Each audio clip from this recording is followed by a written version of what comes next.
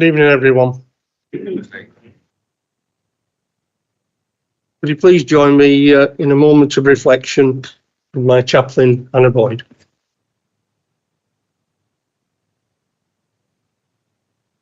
Good evening, everybody. I don't know about you, but as I've been watching the news recently, I've been reflecting on the importance of both truth and power. When you read tweets and hear international presidents wrongly stating which country started a war, and you see leaders bullying other leaders live on television, you start to worry about truth and who defines truth, especially when you consider how much power and influence that leaders hold over millions of people. We know that the modern world, and especially the online space, is full of fake news, people's own version of truth, even photographs to show what they think is truth. But there might be no factual truth at all. But I think there's also the issue of power at play. The fact that large, seemingly successful countries seem to have the power to tell other countries what to do and how to behave. And I believe that any leader must deal in the two currencies of both truth and power. This applies whether you're the leader of a country with over 300 million residents or you're the local councillor in a specific area. Both are made up of individual people with lives, livelihoods, hopes and dreams, joys, failures and successes. They need to be led well and wisely, treated with dignity and respect, kindness and compassion, valued and affirmed for the contribution they bring to society on both the local and the global level. And as a Christian leader, I find my inspiration in balancing truth and power in the person of Jesus Christ. Jesus, who became a human like us, who lived among a community of people. But what is unique about his leadership is that he always focused on the individual. He went to the outcasts and the margins. He affirmed the exploited and vulnerable. He stood up for the rights of the oppressed and marginalised. He touched the unclean. He taught with women. He affirmed the contributions of the poorest in society. He told people that he was the way, the truth, and the life, but he also spoke truth to power. He confronted religious leaders who'd made life legalistic and oppressive. He declared freedom and forgiveness for all. He declared truth in his words and his actions. So as we look at the leaders around us and maybe despair, let's remember that in our own small way, we can all make a difference. We can all try to balance truth and power well. And I wonder, are there situations in which you need to speak truth to power? I wonder, in your leadership role, how do you use power and maintain truth? Let's pray.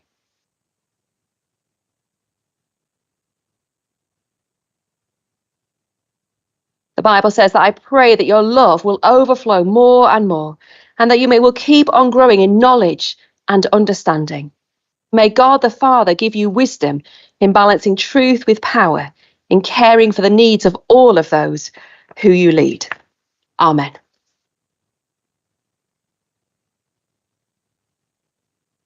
Thank you for that, Anna.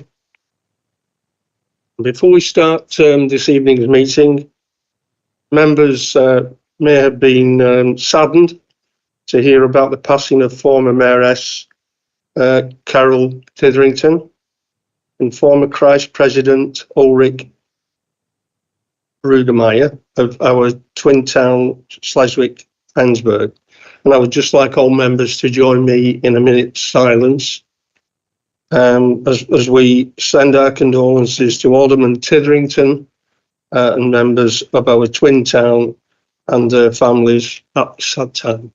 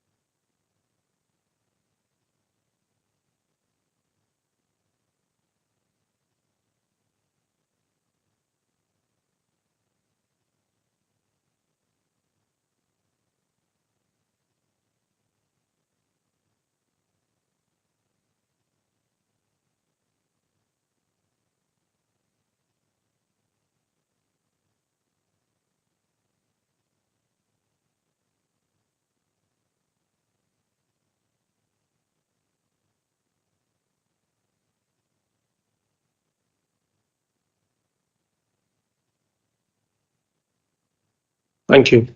Please be seated.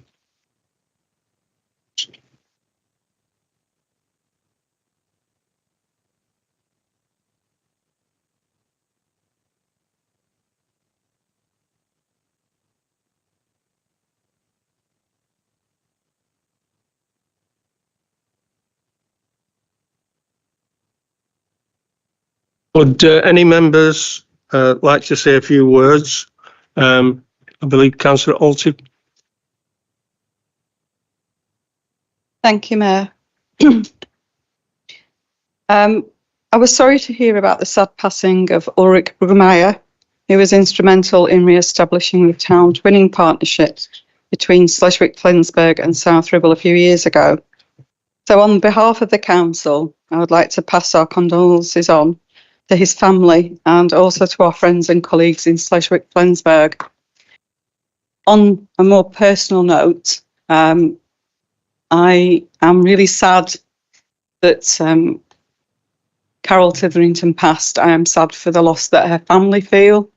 And I know we as a group found her energetic and enthusiastic and informative. She was a passionate individual with the most amazing fondness for Northern soul music and ability to bring joy wherever she went. She was a driven individual around socialist values and never wasted an opportunity to promote the work of not just our group, but the Labour Party in general.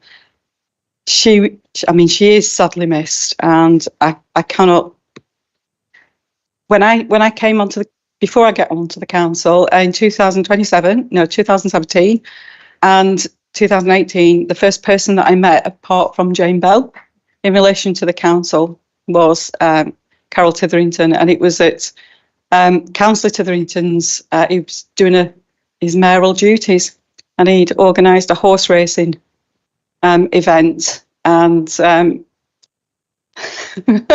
Councillor Tomlinson's wife was trying to put me off the thought of standing in a nice way, just questioning whether I really wanted to go through with it. And Carol was so encouraging and fed into that the work that I'd undertaken from a professional capacity would be valuable. And if it hadn't been for the Tomlinsons, Mrs. Bell, and and Carol and Mick, it may never have happened. So I'm really grateful personally, but from a group point of view, we're deeply respectful for Mick and for his loss and the family. Thank you.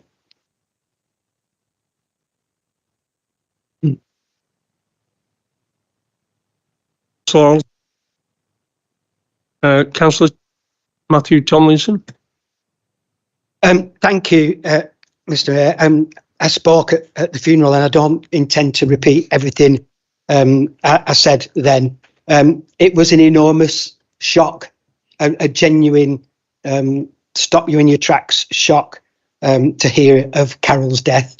And it's still something I know we're all struggling a little bit to come to terms with. Can I first of all say that Mick wanted me to thank members of the council, especially those from other groups. There was someone from all three groups at Carol's funeral, and Mick noticed and appreciates that. It meant a lot to him. He and Carol have been big supporters of the council as a civic entity, not just as a political one. And to know that respect is reciprocated meant a lot to him. I've known Mick and Carol for 25 years. Carol and I never had a crossword. I can't say the same for me and Mick, but Carol and I never had a crossword. She was fabulous company. She was full of life, full of glamour. I never saw Carol look casual. I never saw her in an item of clothing that looked less expensive than anything Norma ever wore, because she just was a woman of style. But behind that style, there was a real passion to improve the lives of ordinary working people. And that's what I'll remember Carol for. Often in the background, not in the foreground. And we talked about Councillor Alty's move to become a councillor. The number of times I've asked Carol Titherington to put her name forward, because she would have been an amazing councillor, an amazing advocate for the people of this borough. But she was content in her role as a backroom organiser, and she was an organiser, and she organised me and Mick for every single election for 20 years. I guess the greatest tribute I can pay her is, I'm up for election soon and I'm going to be lost. I'm going to have to do things that I've never done before. And I'm now going around finding volunteers to step into some very big, but very expensive, very elegant high heels. And I will miss Carol. And I know we all will. And it's a real sad loss. And I thank you for your time. Thank you, Councillor Tomlinson. Councillor Howarth. Thank you, Mr. Mayor. If I could start with the late Christ President, first of all, I think Councillor Aniela Belinska-Gelder, Councillor Ange Turnham and myself were probably the three people here who actually met him. And I think we were picked up by him when we arrived at Hamburg or close to Schleswig-Flensburg in the most amazing Audi car that I don't think I'll ever get to sit in the likes of again. And we were probably the last people to speak to him as well from South Ribble, because as we were leaving at the end of that trip, he pulled up in his car, noticed us we're walking along the street, wound the windscreen down and had a word with us. So it was quite sad to learn of his passing, and obviously our commiserations do go out to everybody in our twin town and of his family for that loss. I was able to attend the funeral last week of Carol Titherington, and I'm now rather pleased that at my last mayoral banquet we actually gave an Northern Soul playlist to the DJ, not knowing that how much Carol was into Northern Soul, but it literally was standing room only. It was very moving with all the tributes and of all the people who were there. We'd met Carol when she was speaking to us about St. Catherine's and the work she did there and the fundraising for St. Catherine's. And we'd obviously met her at mayoral functions, and it was always Mick and Carol and Carol and Mick, and I think that came out at the funeral as well. And it will leave a big hole. So our commiserations really do, condolences really do go out to Mick. It was devastating news, as I'm sure everybody felt the same. Thank you, Councillor Howarth. Councillor Karen Walton. Thank you, Mr. Mayor. When you lose a much loved partner, it's really hard to carry on, and your memories will keep you going. And I send all my love to Mick. It isn't a very nice thing to have to go through. But my memories of Carol, I first met Carol when I was mayoress 10 years ago. And as I said, we used to discuss clothes, we used to discuss shoes, we used to discuss Northern Soul, because I'm a Northern Soul girl. And the last time I saw Carol was at the Christmas banquet for you, Mr. Mayor. And we were discussing how we couldn't anymore have the 4-inch stilettos that we used to wear, and we were laughing about it. So I have very, very fond memories of Carol and Mick. When Graham and I were mayor and mayoress, they came to all our functions, we attended all their functions, and it's really nice. And it is with a very sad heart that we have to say these things tonight. And I send all our thoughts and prayers and condolences to Mick and his family, because it will take some time for them all to recover from this shock. Thank you, Councillor Walton. Anyone else? Thank you very much. So welcome all to the meeting this evening. I'll start with some domestic arrangements. Due to the regulations surrounding voting, only those members physically present are able to vote. Mobile devices, please ensure that all electronic equipment is either on silent mode or switched off. And there are no plans for no planned fire alarms. So if it does sound, please leave via the emergency exits. The meeting is being live streamed during open session for members of the public to watch. And if you would like to speak, please press your microphone to let me know when, and then I can invite you to speak. I can invite you to speak, and your microphone will be turned red. Please do not Please do not obstruct. Sorry, please do not obstruct your mouth to ensure that anyone's lip reading can do so. And if anyone is having issues, please let Democratic Services know. And some points of procedure for members. Members asking a question have a maximum of 3 minutes and may ask one supplementary question directly related to the original question, but not more than 2 minutes. A member who has spoken once on a motion may not speak again while it is being debated, except in special circumstances. Unless the Mayor gives permission for the member to remain seated, when a member speaks at council, he or she must stand and address the meeting through myself. That's obviously if they're able to do so. And also, individual members of the public will be restricted to speaking for a total of 5 minutes during the whole meeting. So can we move on to the agenda? Item 1, apologies for absence. Apologies have been received from Councillor Rainsbury, Councillor Pillinger, Councillor Hindle-Taylor and Councillor Hancock. Thank you. Item 2, declaration of interest. Are there any declarations of interest? Councillor Ashton. Okay, thank you for that.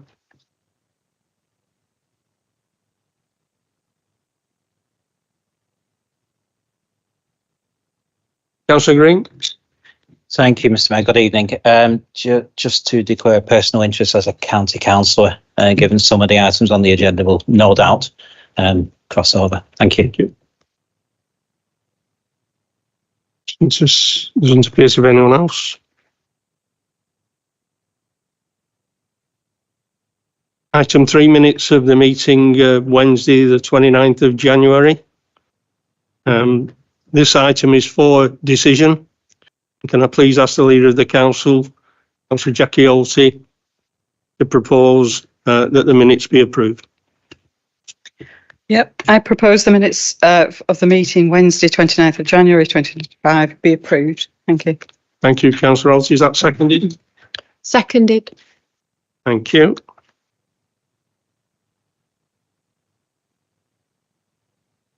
Are there any questions or points on accuracy?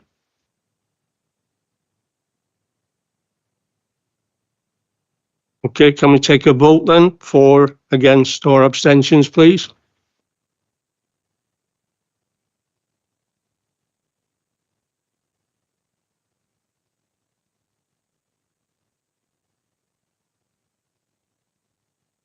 That's accepted. Thank you very much. If we move on to item 4, that's my Mayor's announcements. The Mayoress and I have attended a number of engagements since the last council meeting, and we've continued to be full of admiration for the people of this borough and all the people within our communities. They do make a real difference to South Ribble because it's such a special place. And we've enjoyed the latest St Ambrose Players production of Murder on the Nile. And we've also visited Leyland St Ambrose Cubs Group, amongst others. We were very pleased to be asked to go to the InBev brewery at Samlesbury to see how they brew their special brews, and a various selection of very good samples we had as well. We represented the borough at the Accrington Pals annual memorial service and mayoral charity events all over Lancashire. And I'm very grateful to everyone who supported my recent curry night, which everyone seemed to enjoy, and it raised funds towards my mayoral charities of St Catherine's, Tender Nursing Care, Galloway's and Alzheimer's. And on Sunday this week, the council will be making the COVID-19 Day of reflection with a short service and a shrub planting at Worden Hall.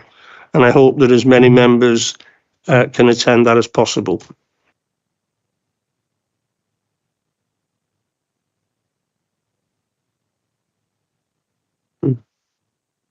So can we move on to item 5? That's the Cabinet. And can I please ask the Leader of the Council, Councillor Alty, to present the report? Thank you, Mr Mayor. Agenda item 5. So this regards the meeting of the 12th of February, where we celebrated quite some good news, really, with Councillor Tomlinson reassuring that we've got a robust financial situation and we're still debt-free. We've got celebratory matters for the Cost of Living Action Plan, the HAF activities, Family Wellbeing Centre, and I know that Councillor Hunter will be delighted at the move to, we finished kind of decarbonisation section of the works on the leisure centres. So the background stuff is done. It's now going to be visible and people will see something from a face on. It will be really interesting and encouraging to see some of the comments that come out as the work progresses. So I just recommend the report for noting. Thank you. Thank you, Councillor. Is that seconded? Seconded. Thank you. Are there any questions from any members of the council?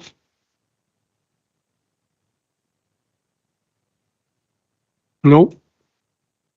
Sorry, I've got Councillor Damien Bretherton. Oh, thank you, Mr. Mayor. I'd just like some, if you can explain something about item 13. It's quite an interesting one, the Civic Centre decarbonation equipment. I thought we were using the equipment to decarbonise the leisure centre. What's the purpose of the resale? Did we order the wrong equipment, or are we not using it anymore? And what's the cost of that equipment? You want to do it? Yeah, Councillor Tomlinson.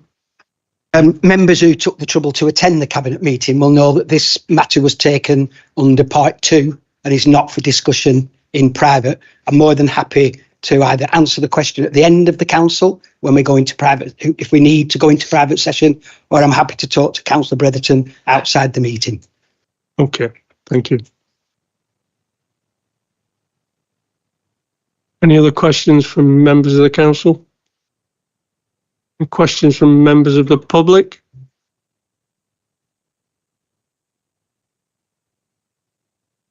No. Okay, can I say that this is for noting? Oh, it's been noted, thank you. Item 6, urgent decisions. And again, this is for noting. And again, can I ask the Leader of the Council to respond? Thank you. Thank you, Mr Mayor. There is only one item that required urgent or general exception. So as you have the papers in front of you, if you have any questions on that, that's fine. Otherwise, I will report this for noting. Thank you. Thank you, Councillor. Is that seconded? Seconded. Thank you. Are there any questions from members of the council? No. Any questions from members of the public? No. Okay, that's noted then. Thank you.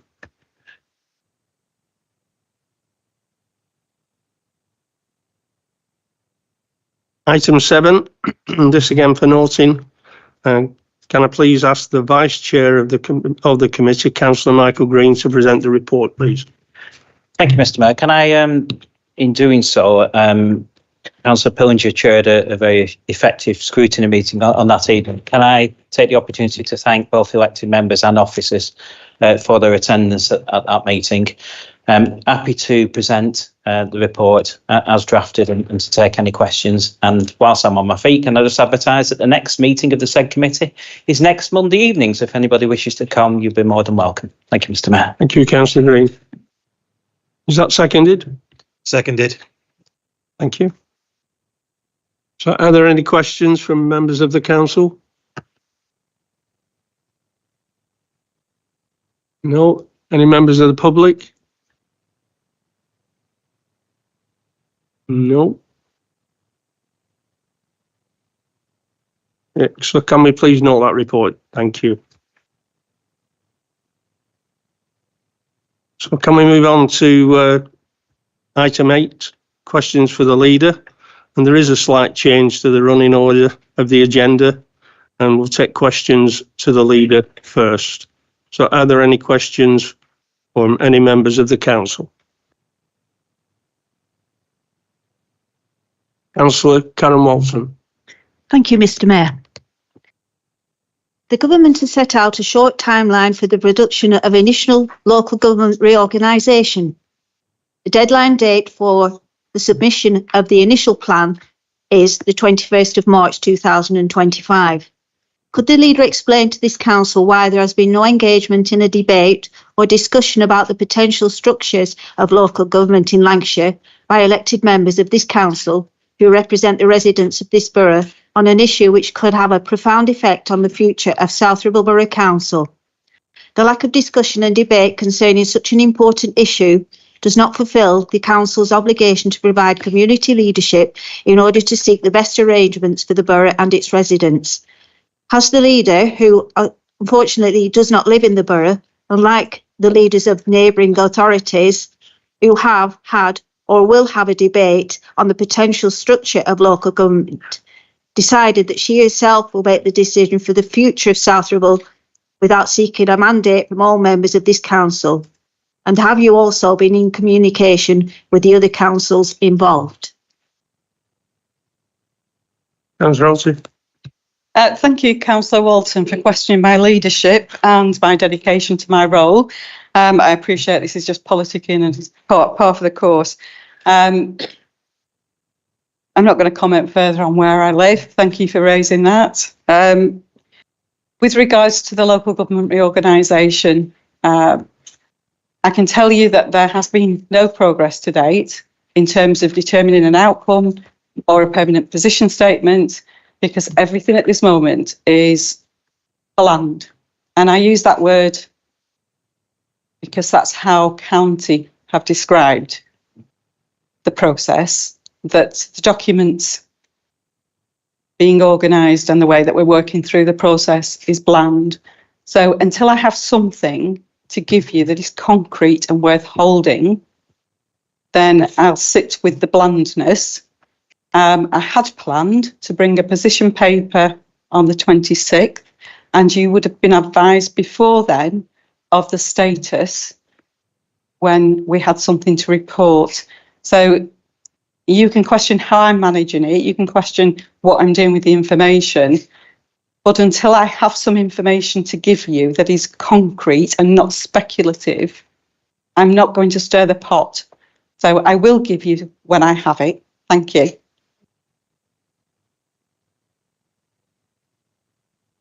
Thank you, Councillor Alty. Councillor Michael Green. Thank you, Mr. Mayor. It's on a similar subject, Councillor Alty. So you will recall that on the end of November, there was a council meeting in this chamber and a motion was proposed with regard to the possible issue of local government reform. And the motion basically set out that the council believes that the council should continue in its present format until we have a clear instruction from the residents of South Ribble given by a referendum or presumably another means, but needs to be clear direction and intent of the whole population of South Ribble for the council to be disbanded and replaced by some other structure. You will recall that motion was moved on the evening, as was permitted within the Constitution, and you spoke to that motion yourself, Councillor Alty, to say that that was not the appropriate time to discuss that motion, and that you would bring that back to council as soon as the white paper had been published. That white paper has now been published some significant time ago. So I'm just wondering, firstly, when that debate will take place in this council chamber. And secondly, do you give your firm commitment that you will not move to recommend any structure to replace this borough council unless and until you have the clear consent which has been freely given by the residents of South Ribble? Alty. It's quite a complex answer. On the third point, Will I wait until I've got explicit consent from all residents in the borough? No. I can be quite clear on that.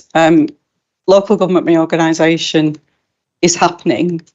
What my position is irrelevant. My position in terms of managing this council or organising debates and things like that are time sensitive very often. I do note that Lancashire County Council have not yet debated this either. And I do take a little bit of umbrage really at your positioning as the rescuer or, you know, holding me to account for dismantling this council if I choose to go and say, no, we're not doing this. Your cabinet at Lancashire County Council with 2 unitaries have produced and formed a combined authority that has removed entirely from within that political structure any voice that we have in a strategic direction. You've invited a couple of members of the district councils to contribute, but no vote guaranteed. You've invited the rest of the district leaders to take a place on an advisory board, but no vote. So you cannot sit and hold me to account for removing the political influence and the best interests of our residents, because you're part of that structure that brought that to being. So I take your point. We will be bringing things to council for review and for debate when we have something concrete to do so. We did get the white paper. It was broad strokes. So there was nothing concrete, and there will be nothing really concrete going back in response until the outcome in November. But before that time, and as I say, before the next council meeting, there will be an opportunity to discuss. I will provide a position paper and we can debate it at the next council meeting. Thank you for the opportunity.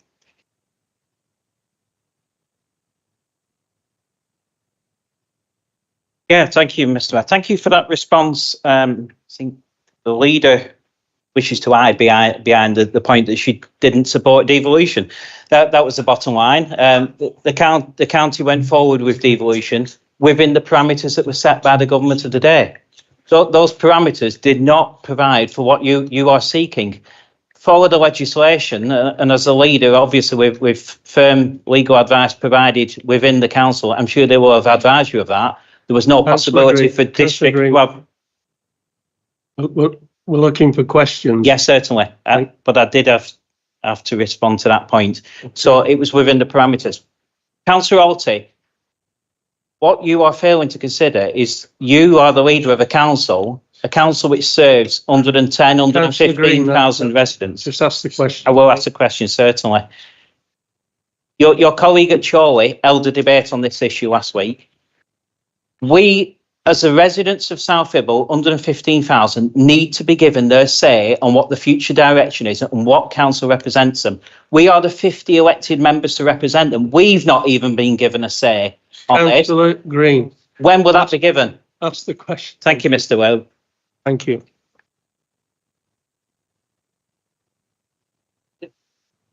I'm not sure 100%. Sorry, Leader. Oh, sorry.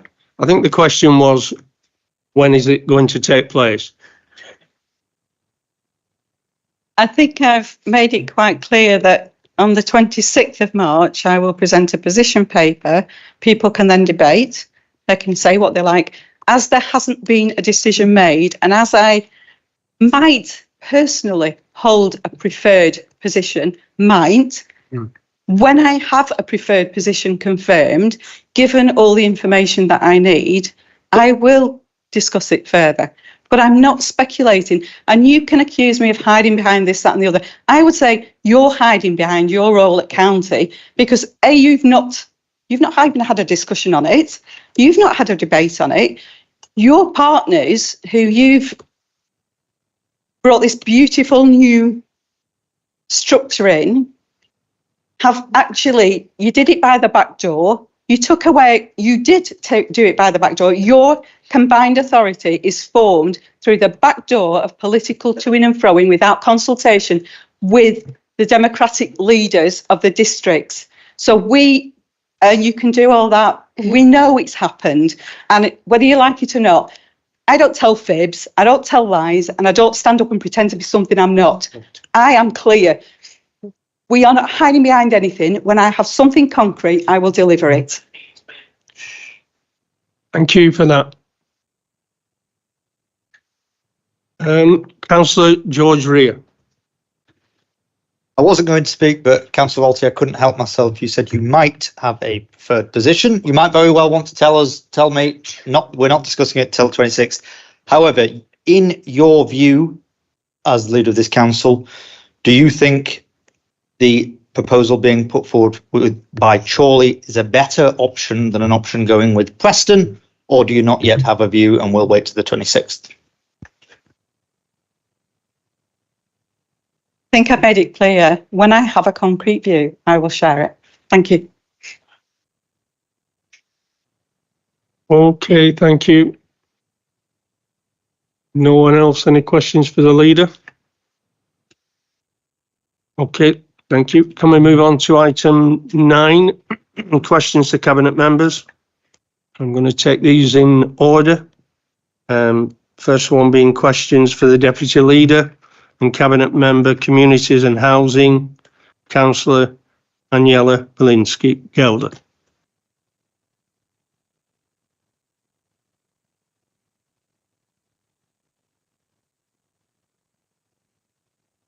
No questions. Okay, thank you. So are there any questions from members of the public?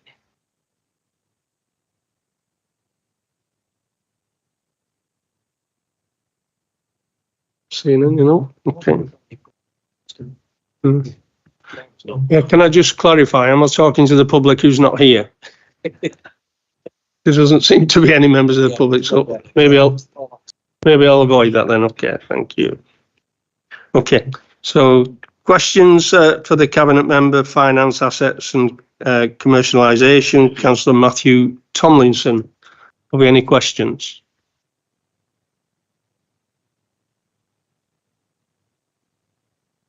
No. Okay, thank you. Move on to questions for the Cabinet Member, Customer Services and Digital, Councillor Colin Sharples.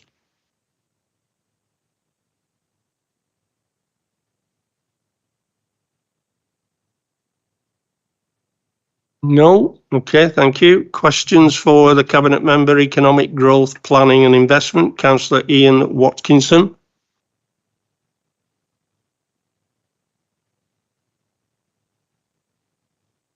No, you're all having a good time tonight then, that looks it. Okay, questions for Cabinet Member, Culture, Community, Wealth, Building and Licensing, Councillor Matthew Farnworth.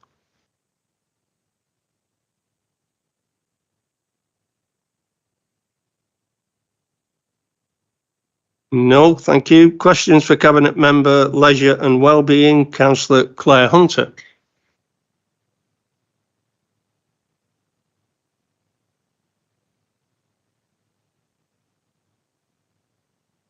Okay, thank you. Questions for Cabinet Member, Environment and Street Scene, Councillor Kath Unsworth.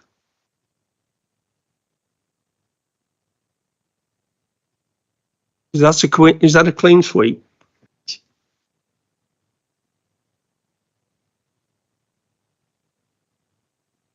Doing all right now? Okay, thank you then. Can we move on to item 10, which is a revenue budget 25-26, medium-term financial strategy and capital programme 25-26.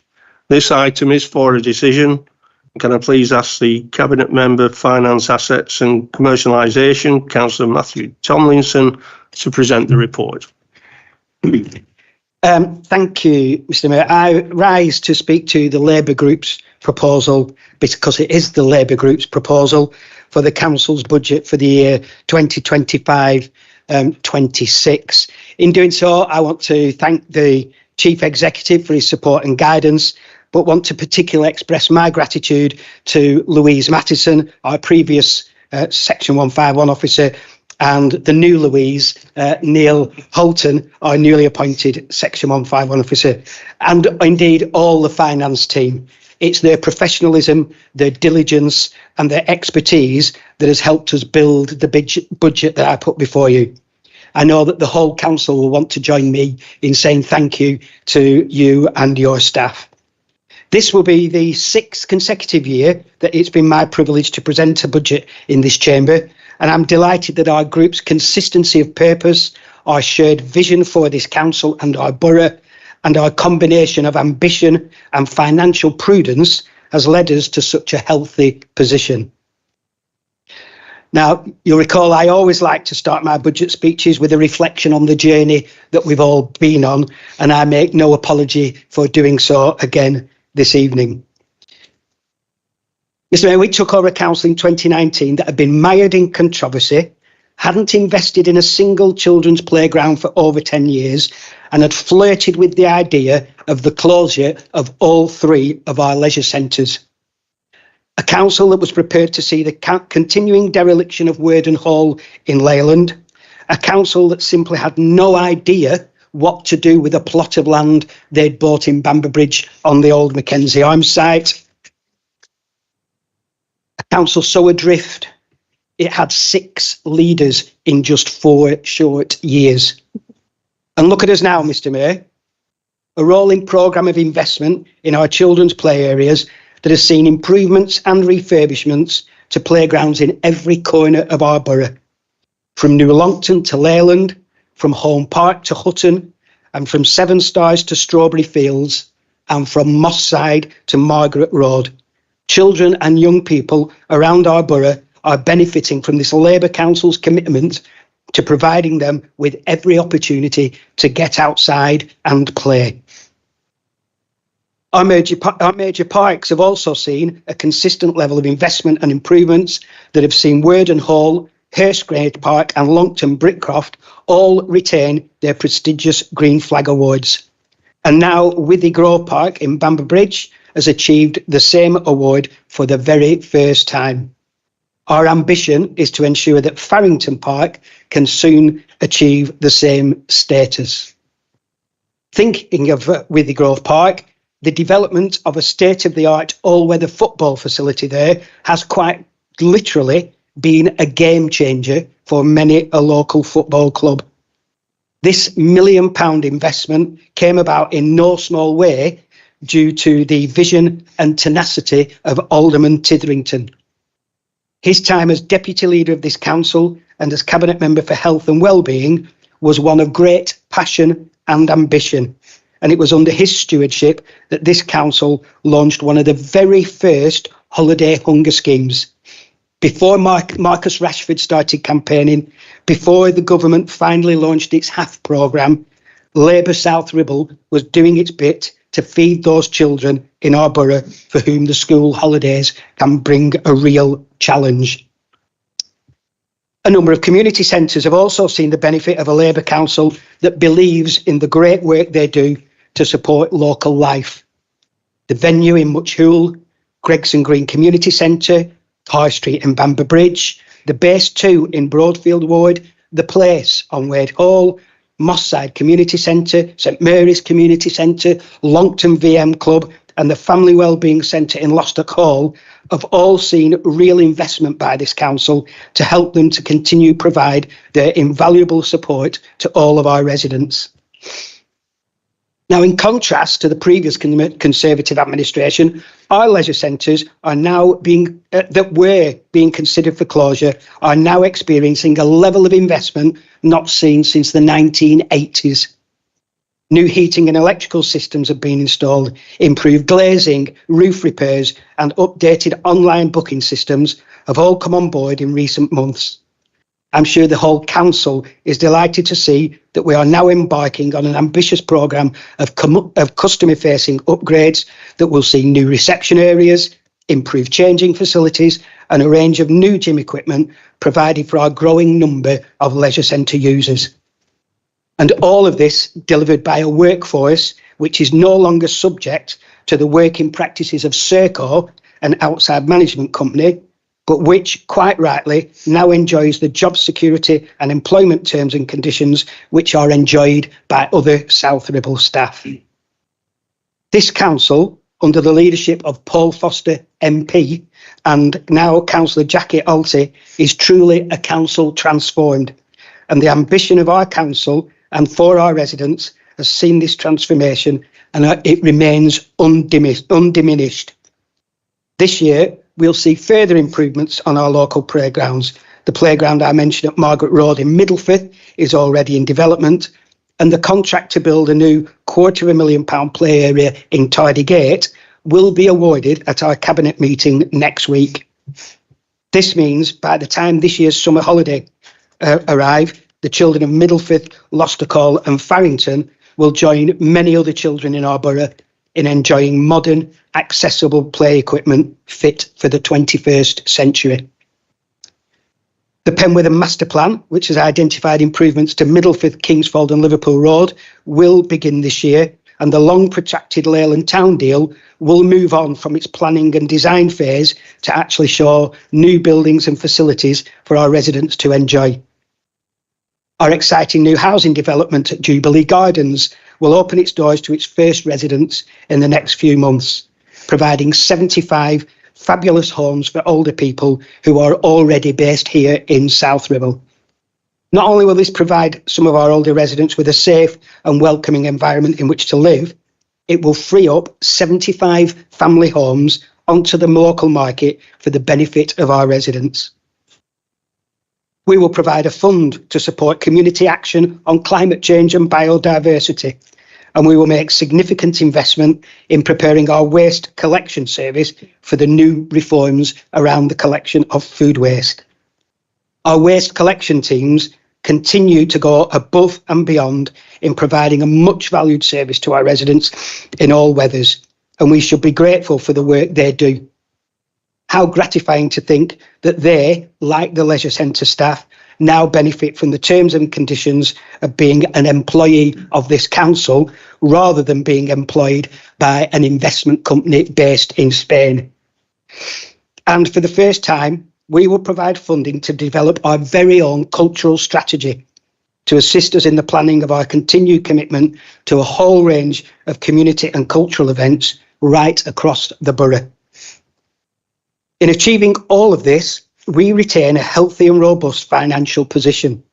Our General Reserve Fund, kept to protect us from an unlikely financial shock, will stand at its highest ever level. Unlike many councils, we remain debt-free and are in a position where we can face the future confident in our ability to ride out any but the most extreme of financial shocks. That being said, as ever, there remains huge uncertainty around the future of local government and its funding. It's welcome that the new Labour government has committed to multi-year funding proposals, which will provide some certainty for councils in the future. But there are still a number of issues that could pose us with a significant challenge. Changes to the business rates regime and local government reorganisation could result in a significant financial shock to South Ribble, and it's right that we keep some money in reserve to protect this organisation and our residents from the fallout wherever possible. Mr Mayor, in our 6 years of setting the South Ribble council tax, we have never once asked our residents to face an above inflation increase. Indeed, in 3 of those 6 years, we froze our portion of the council tax altogether. This year, the state pension will rise by 4.1% to reflect inflationary pressure, and today the current rate of inflation stands at 3%. It's true to say that inflation within local government sector is somewhat higher than this. Mr Mayor, no one likes putting up the council tax, but I hope that members will agree with me that an increase of 2.99% to fund our exciting programme of community investment represents good value for money. Our level of council tax remains comfortably in the lowest half of the Lancashire League of District Councils. Never forget, it was a Labour council that was ambitious enough to redevelop the Mackenzie Arms site. It was opposed by Conservative councillors. It was a Labour council which redeveloped Worden Hall, opposed by Conservative councillors. It was a Labour development that turned a rundown dance studio into South Ribble's Family Wellbeing Centre, opposed by Conservative councillors. And it was a Labour council that had the ambition to develop the exciting Jubilee Gardens housing facility, again opposed by some Conservative councillors. Mr Mayor, it's Labour councillors who have proved that we have the vision for our borough. It is Labour councillors who've shown they can deliver on that vision. And with this budget, it is Labour councillors who will demonstrate that our ambition remains as high as ever, and we strive to make South Ribble a better place to live, work, play and do business. Thank you, Mr Mayor.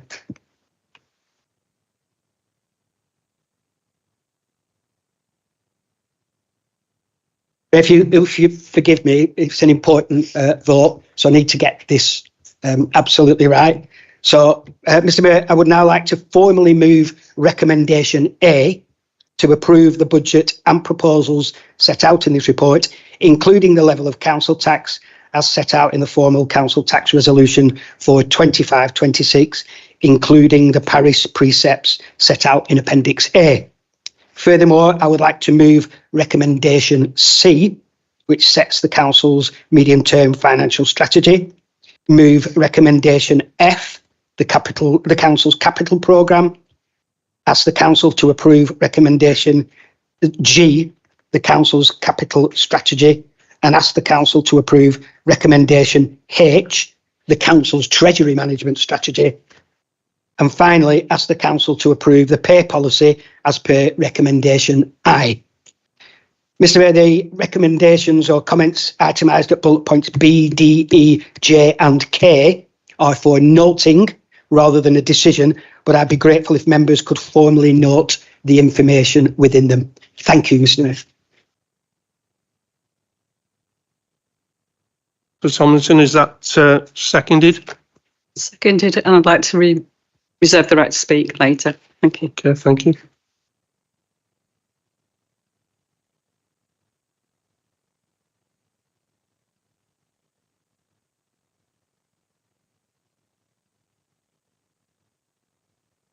Councillor Walton, Karen Walton. Thank you, Mr Mayor, for allowing me the opportunity to address the council tonight. The Conservative Group do not intend to put forward an alternative budget or amendments to the proposed budget, but instead we will be making a statement tonight. We feel to put before you a full alternative budget or numerous amendments tonight would have caused an unnecessary amount of work for our officers, and previous amendments have been totally discounted and not considered, although many of the issues we raised last year appear in some of the comments received in the recent budget consultation.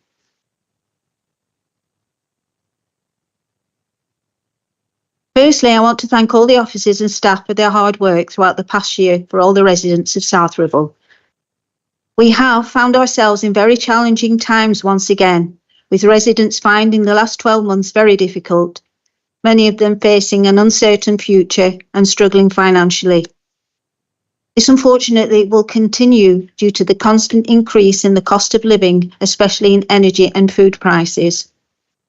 Many of our businesses are also struggling to maintain an existence due to the increases in energy costs and the increase in the employers' national insurance contributions imposed by this Labour government from the 1st of April 2025, having a really negative impact on every business and community health and social care setting in the borough. We feel it is important to support our residents during these difficult financial times, and the 2.99% increase in council tax for the coming financial year will assist this council in presenting a more balanced budget. But it must be noted that the 2.99% increase will generate an extra income of £270,000. But the imposition of Rachel Reevesley's extra national insurance contributions for this council will be in the amount of £359,000. And even with a government grant of £162,000, this council will have to find an extra £197,000 to cover the extra cost of this council, resulting in only £73,000 extra income from the council tax increase. There are a good many assumptions contained in the budget presented tonight, and we support many of the proposals it contains. We welcome the continued support for improvements to park, refurbishing playgrounds, continued business support to create good employment opportunities, and the continuing apprentice factory. Supporting our ageing and vulnerable residents and the climate change agenda. Residents must have the access to the most appropriate services and support when they need it most, and deserve the Council's continued commitment to improve their health and well-being in supporting sports, leisure, communities and the environment. The UK SPF money introduced by the Conservative government in 2022 has provided £3,369,000 for this council to help support community projects, and will be thankfully continuing for the next year to enable the council to provide the funding to continue the improvements our residents deserve.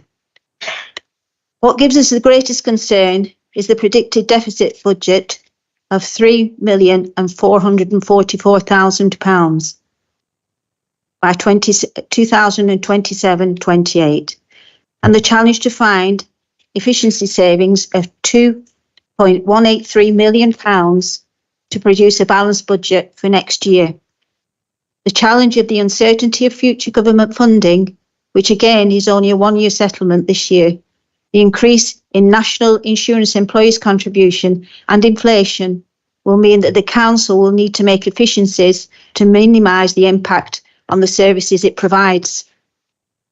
The level of debt that this Labour administration has led this council into by their spending spree on some vanity projects and the long-term projection of external debt, as indicated on the liability benchmarking shown on page 105 of the report, shows that this council will not be debt-free until after 2072. With a capital programme spending of over £73 million until 2027-28, this spending spree will leave our residents with eye-watering borrowing debt, which will take generations of council taxpayers to pay off, placing a heavy burden on our children and grandchildren who live in the borough for the future. We hear the words such as requirements to be affordable, prudent, sustainable, and value for money to be demonstrated.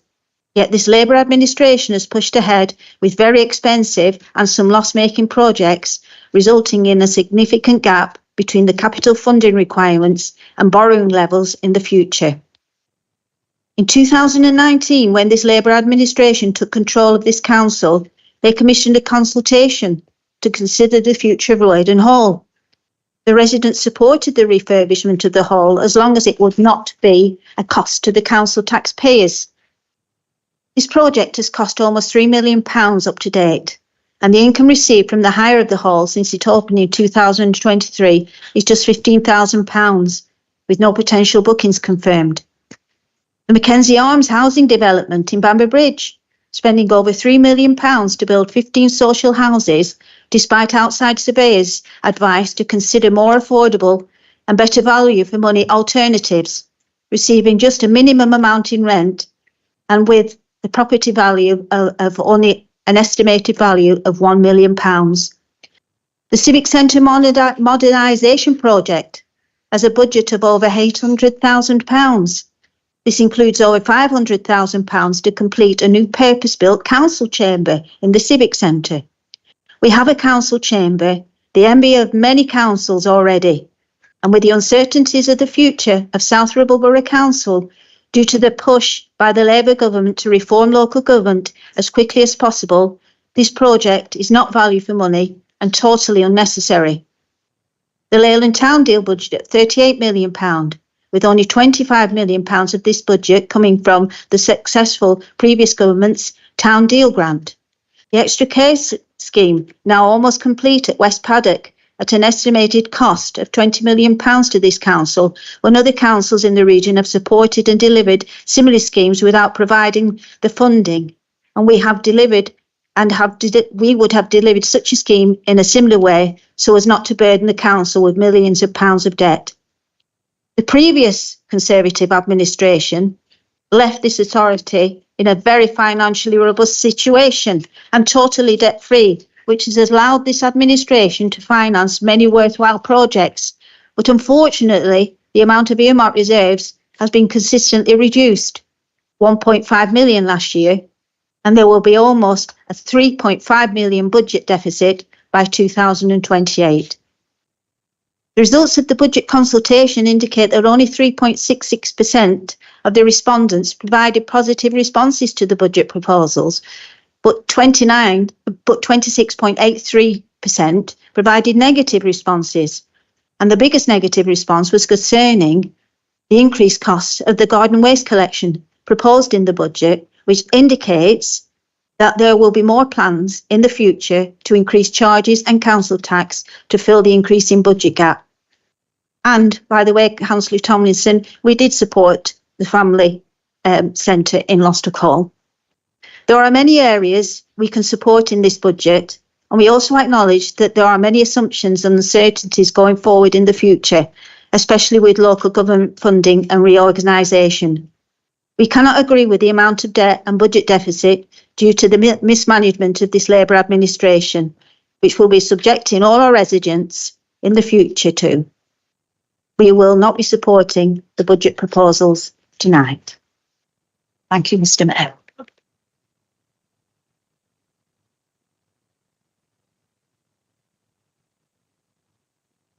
Councillor David Howarth. Thank you, Mr. Mayor. As pre-election headlines go, that's going to take War and Peace to get all that into a leaflet. But, Mr. Mayor, a former colleague of mine was of the view that if someone produces a good idea, then you shouldn't just oppose it because it came from another political party. So we can agree with much of what is in this budget, which in the main contains the areas of agreement that we had under the confidence and supply arrangement. We welcome the ongoing improvements to our play areas and open spaces, a programme which the Conservatives were quick to abandon when they last had control of the council. The delivery of affordable homes and Jubilee Gardens, something that still perturbs the Tories, and the improvements to all of our leisure and sports facilities, not just the Farrington Super Hub vision that we could have ended up with. The commitment to carbon neutrality, which we have consistently supported in the face of the sceptics along the row here, and of course the long-awaited regeneration of our towns and district centres. We also welcome the offers of a collaborative approach from the leadership of the council. The aim of our group is to deliver for our residents, and I particularly want to thank Councillors Jackie Alty, Kath Unsworth and Matthew Tomlinson for listening to the points that we have made and for their involvement in moving the Pemberton master plans forward with adequate funding, ensuring our high street had our Christmas banners erected in time for our Christmas market, which attracted in the region of 3,000 visitors to our high street.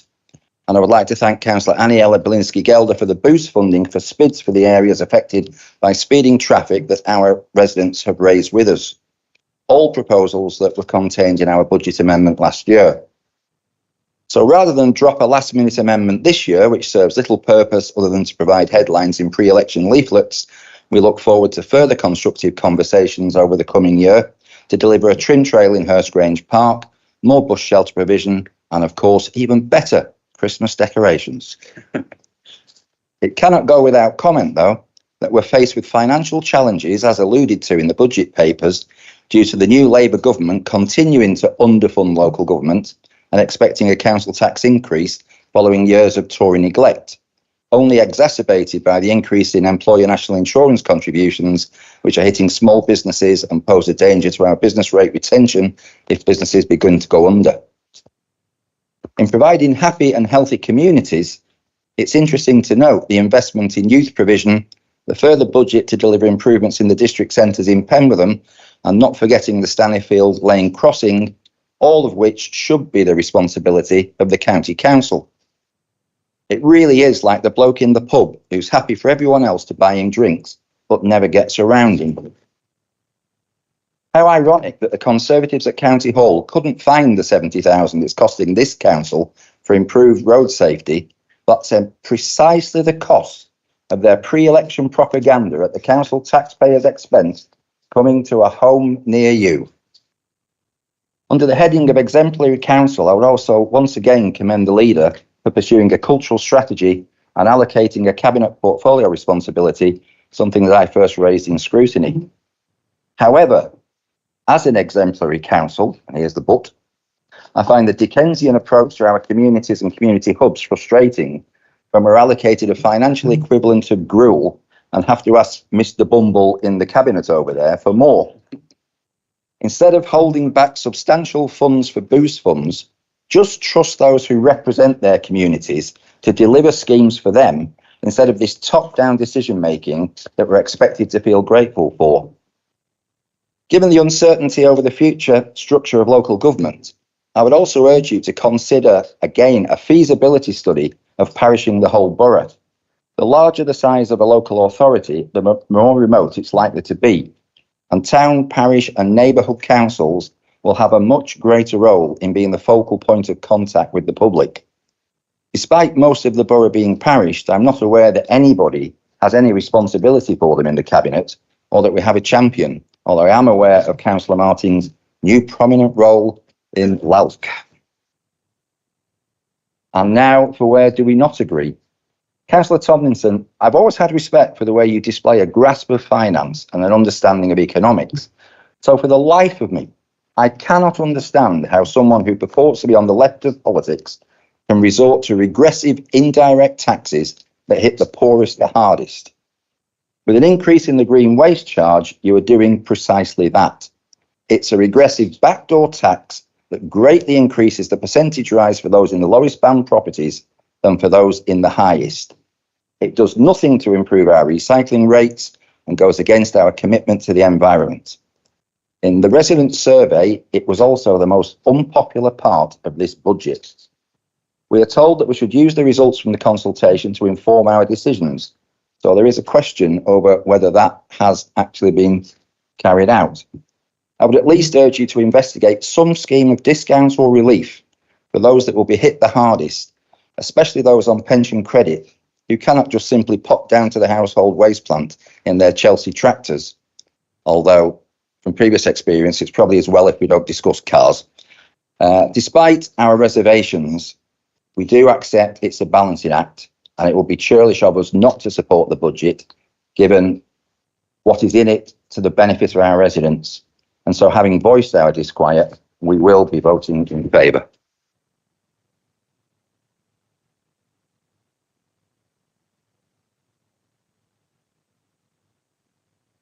Councillor Keith Martin. Thank you, Mr. Mayor. I just rise to, obviously, you're going to know that I'm going to support this budget proposals and thank the Lib Dems for their confidence in me going forward elsewhere. Say that. It'll be Saturday, so if you don't see me Saturday, then it's all right. Obviously, some of you will know that I was first elected to this council in 2011. And we tried really hard to do what we can in the first 8 years of opposition. We now see still under a Conservative administration at County Hall, our brand new Kingsfold Drive crumbling under our feet because there's no money to repair it or it doesn't fit into categories. When we came out of opposition, we also had plans to build on every green space in Penwortham. Every green space, including next to Kingsfold Farm, which was actually the building actually built during the reign of William and Mary, 15th century farm. The controlling of when we had the neighbourhood forums as well, we had excessive control from the cabinet at the time, and something like 40 odd steps we had to go through to get that sorted out, which was a bit oppressive at the time. We've seen it improve over the last few years. We've seen our crumbling community centre improved somewhat, and obviously we'd like to see more, but we are where we are. We've seen parks improved in the area. We've seen a new park coming up at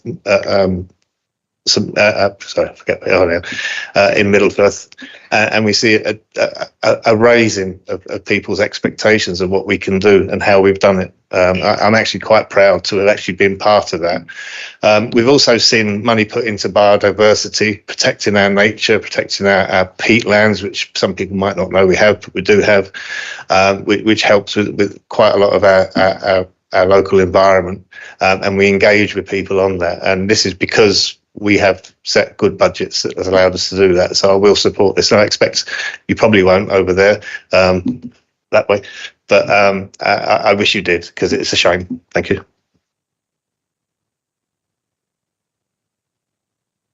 Thank you, Councillor Matthew Farnworth. Thank you, Mayor. I just want to echo the comments that have already been made and commend Councillor Tomlinson for another fine budget. 3 years ago, I decided that I wanted to become part of a forward-thinking administration and join my local council that was not only financially competent, but actually delivered physical results for our residents, not just sitting on money for nothing. I don't need to go through all the projects we've delivered, but as we look to the future, I think we all need to thank our brilliant officers for the jobs they have done and continue to do on such a vastly reduced budget, particularly over the past 14 years. Unfortunately, we don't have that magic wand to reverse this overnight. And yes, we do have the proposed increase in council tax to meet the current rate of inflation. But again, I remind colleagues and our residents that for around half of the years that we've actually run this council, we've frozen council tax for residents, as well as taking our most vulnerable residents out of council tax altogether. Throughout this period, we've seen Conservative-run Lancashire County Council consistently raise their council tax by the maximum rate year on year. And for what results? We've got results which have been very well spoken about tonight. We also need to remind ourselves many of our pricing for additional services is very fair and more or less mid-range compared to the other councils throughout Lancashire. I also welcome the new government's commitment to adopt multi-year funding settlements, which will hopefully provide local authorities like ours with the ability to forward plan over several years, all benefiting our residents. Mr. Mayor, I'm also pleased to see a number of commitments in this budget to help our communities and show more results to the rest of the borough. Delivering Jubilee Gardens, which takes pressure off housing stock and allows local people the affordable extra care they deserve. We're delivering the town deal in Leyland, which will begin to see a physical progress on this, which will give the area around Huff Lane a completely new look with new opportunities. We'll deliver a cultural strategy that will help map and identify groups and activities around the borough and allow us to review and improve events and cultural calendars for the coming years for our residents, whilst enhancing our visitor economy experience. We'll also aim to deliver the Penwortham master plan, of which it's already been said we'll discuss at the next cabinet meeting. We'll deliver a plan to combat homelessness through £173,000 from government. And we are also looking to deliver changes to all our residents, not just one, all of them, transforming the customer experience within both the reception areas and, most importantly, the equipment. They're just quite a few of the fantastic work that this council is prioritising, along with the new play facilities in Lossock Hall, an ambitious environmental plan, and our fantastic community work, and of course continuing with our reputable refuge collections for all our residents. So in summary, I commend this budget for approval. Thank you. Thank you. Can I have Councillor Leslie Pritchard, please? Thank you, Mr. Mayor. I'd like to say that I'm absolutely delighted with the significant investment into Tardigate Park. This is going to see a benefit to the health and well-being of all of the residents in the local area, and it's an absolutely welcome investment. Thank you.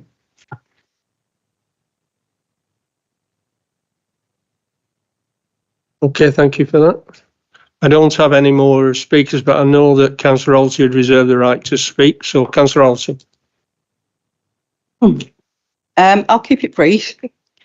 There's been a lot of sentiment from the opposition explaining why things are bad and, you know, we shouldn't do this and we shouldn't do that. And I think my question is, was there ever a time during the period of austerity when you didn't raise the council tax year on year? Was there ever a time when you continued to support those weakest within your communities to the same extent that we have provided lots and lots of support, whether it be homeless, vulnerable, people turning up on our car parks? These are incredibly difficult times for a vast amount of people. We choose to raise something because there is a rationale for doing so and a need for doing so. I will not be made to feel guilty because we need to raise funds. The fact that we need to raise funds is because of a long-standing deficit and other people mismanaging. You might not agree with me, but that's absolutely fine. From my perspective, this country has been decimated for over 14 years. And I know it's not, people want to move on. They don't want to hear the same stuff over and over again. No, I understand you don't. And I didn't want to hear it the first time. But we're dealing with what we're dealing with. And the government is in a difficult position. It is trying to meet its obligations. It is trying fundamental change.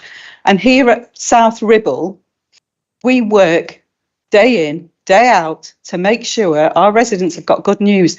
I'll tell you what muddies the water, and I'll tell you what makes it hard for our residents. They receive negative messages. They have people putting propaganda on. They tell people how bad we are. They don't share the good news. You lose the reputational risk and benefit to this council every time you disrespect the budget that's passed and all the work that we put in. Not to take away from the good things that you did. What I'm saying is every single time you sully the name of the councillors on this side of the chamber, which I don't do, by the way, I don't go to your Facebook pages. I don't go to your social media and disrespect you. Maybe some people do. I do not. And I will tell you this, when you do that, you reduce us as a council and you reduce yourselves. So I'm going to leave that there. I want to thank you for producing a fantastic budget. We're all working to strong parameters. And we do the best with what we've got, with the information we have at the time. And if we make a mistake, we go back and rectify it. Thank you. Thank you. Councillor Tomlinson, would you like to sum up? Delighted to do so, Mr. Mayor. I said this was the 6th consecutive time I presented a budget. I was the finance portfolio holder many years ago when the last time we ran this council. I think this is my 9th budget I presented to council. I've also been the finance spokesman for the Labour group at County Hall, and I've presented amendments on I think 4 occasions there. I have to say it's the first time in all that time I've ever known the opposition stand up to say how rubbish our budget is and yet fail to provide a single different answer. Nothing. Oh, this is awful. Oh, this is terrible. The world's falling down around our ears, but we've got no ideas. We don't know what to do, so we're not going to propose anything. And it really does beg a belief. Councillor Howard called it an electioneering budget. I mean, that's the strangest election I would ever be involved in. Just saying things are awful, but we don't know what to do. If that's the election campaign for the county council, I would welcome them putting it on every single leaflet and Facebook post. I'm proud of this budget. We worked really hard on it. I'm proud of the work that the staff have put into it. It is balanced. It is reasonable. It does continue us on a firm financial footing. There are challenges ahead, but we're prepared. Anyone who takes the time to look at our balances and where we've got money, we are prepared for the shocks that may or may not come. I'm confident in this council's ability to ride out any financial storms, and I'm confident in our staff in their ability to deliver on our corporate priorities to make life better for all the residents of South Ribble. Thank you, Mr. Mayor. Thank you, Councillor Tomlinson. So we're now at the end of the debate on this proposal, and as this is the budget meeting, we're required to do a recorded vote. So can I now pass you over to the monitoring officer? Thank you, Mr. Mayor. Yes, so we'll give the voting system a go, please. If you can press to vote in favour or against or abstain, press once. If you can check up on the screen to see if your vote appears, give it a chance and then try again.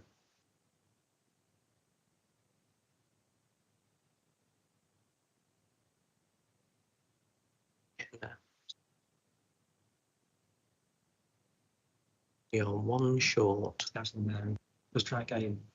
There we go. There we go. Got it.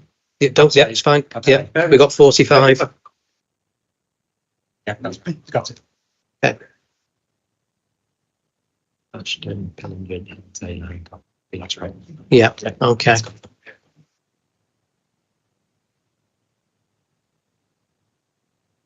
So that vote has been captured on the system, and the budget has been carried.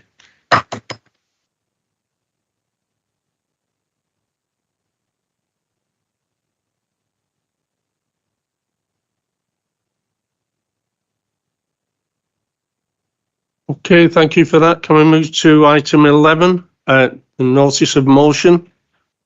And can I please ask Councillor Matthew Forshaw to present the notice of motion? Thank you, Mayor.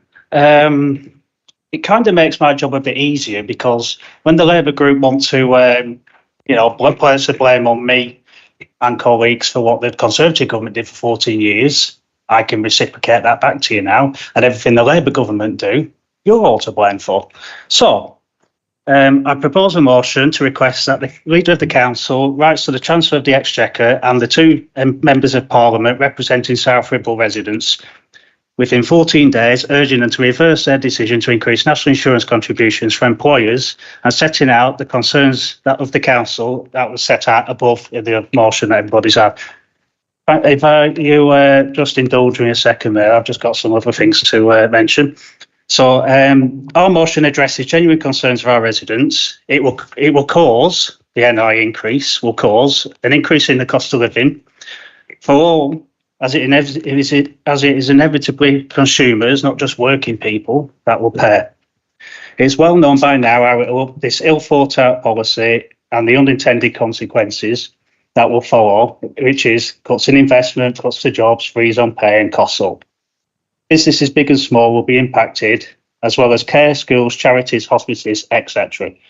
This council will be impacted to the tune of nearly £200,000, which is taken directly from delivering services. I believe I've set out enough here, and the Leader of the Council is impelled to act on behalf of every resident in South Ribble. And I'd just like to mention as well that of the 2.99% increase to council tax that Councillor Tomlinson mentioned to deliver an exciting programme, majority of that will be swallowed up in national insurance contributions. Thank you. Do we have a seconder?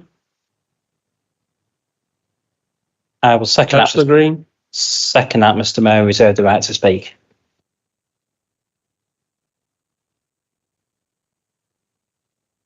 So are there any questions from members of the council?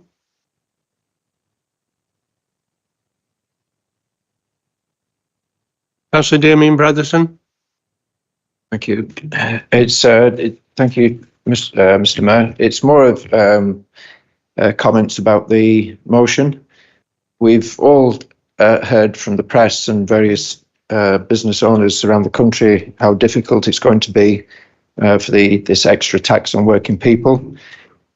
What we've not heard much about is the effect on charities. We have quite a few local charities here in South Ribble. A charity that I'm involved with, along with other people in the room, is Tender Nursing Care, which happens to be one of the Mayor's charities. This charity will be affected by the extra costs which they can ill afford to pay.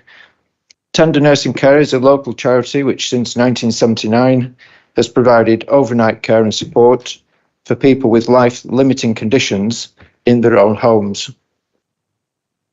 The charity provides this service throughout South Ribble, Preston and Chorley, and is free at the point of delivery.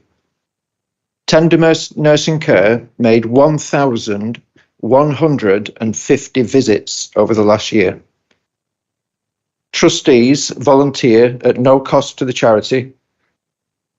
Tender Nursing Care's National Health Service grant has risen by only 2% in total since 2018, whereas the costs to the charity have actually typically risen by 3 or 4% a year. So half 60% of the funding comes from the National Health Service. The other 40% is relied on various volunteers and generous donors to raise that extra money. Charities can least afford the additional national insurance tax, which means less funds available to fund the vital services in our communities. And just to point out that extra 40% that we need to raise to fund those 1,150 visits comes from hardworking volunteers, and it's upsetting that we put all that time and effort in to raise those much needed funds and to see some of it go in this extra tax, which we think we should not apply to charities. Thank you. Thank you, Councillor Bredesen. Councillor Karen Walton. Thank you, Mr. Mayor. I support the notice of motion proposed tonight concerning the increase in employees' national insurance contribution and the effect on all the businesses, charities and community health and social care settings in this borough and nationally. The pressure on hospices to cover the increased national insurance contribution has resulted in hospices facing very difficult decisions and having to scale back their valuable work in the community. We have two hospices, St Catherine's Hospice and Darien House, in the local area, who rely on about 80% of their funding from voluntary contributions. They will have to fund about £400,000 extra to cover the cost of the increase in national insurance contribution, which could equivalent to around 8 extra care nurses. The impact of this on the essential services they provide at such short notice without any impact assessment on the finances of our essential hospices services has to be reconsidered as soon as possible. And I resolve and support the request that the council leader writes to the Chancellor of the Exchequer and the 2 members of Parliament representing South Ribble residents on our behalf. Thank you, Councillor Walton. Councillor Matthew Farnworth. So, of course, this motion is clearly politically motivated, but I'd question the proposer as to why it's only been put forward now, given that the government made the announcement some 5 months ago. I found it difficult to see where it's coming from and what is it actually going to achieve practically. I also disagree with the motion as it states that there is a tax on working people. There isn't. Asking some employers to contribute more towards national insurance clearly isn't a tax that working people have to pay. So that's a complete fabrication of reality. Yes, some businesses are going to be impacted, but it was the same argument all those years ago about the national minimum wage, that employers would cut wages and jobs to be able to make ends meet, when in reality, working people have been protected. Now, this is after the disastrous decision that the previous Conservative government made in April 2024 to reduce national insurance contribution, which cost £69 billion when this country could least afford it. Infrastructure projects delayed and even cancelled, and the black hole, we all know, is clearly there. In fact, working people were around £700 worse off last year compared to 2010. And what did that coincide with? And let's not forget the billions of pounds worth of strikes that the previous government failed to address. The government announced an additional £515 million worth of support for local government to manage the impact of changes to employer national insurance contributions introduced at the autumn budget. £13 million will be allocated separately to mayoral combined authorities. Of course, Lancashire doesn't have that yet, as we've only got that shambles of a CCA. I'd also like to point out that employment allowance will rise from £5,000 to £10,500, meaning almost 1 million employers will not pay national insurance. This will allow a small business to employ the equivalent of 4 full-time workers on the national living wage without paying any NI. The proof will clearly be in the pudding, and the government has stated that wages will be higher than they currently are. Councillor Smith, what are you standing for? Thank you, Mr. Mayor. I'm just wondering what all this has got to do with a notice of motion that's been presented before this evening. A party political broadcast on behalf of the Labour Party, unfortunately, probably written by the MP of somebody who he works for. Thank you, Mr. Mayor. Okay, thank you. I'd like a ruling on that, whether it is or is not relevant. Thank you.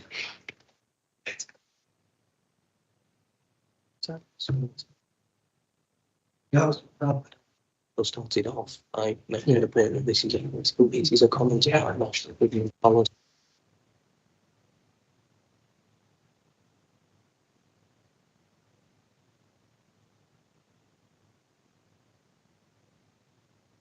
Yeah, there's a point.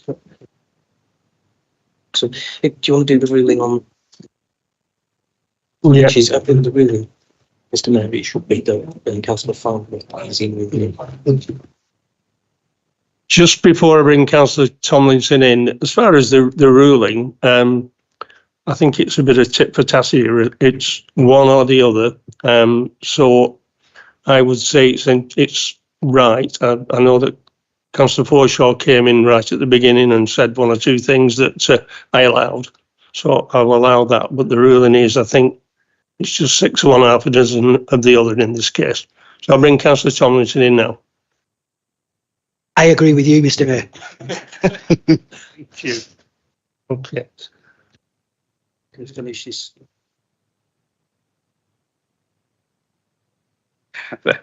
Thank you, Mr. Mayor. And I'd just like to basically say this is speaking against this specific motion.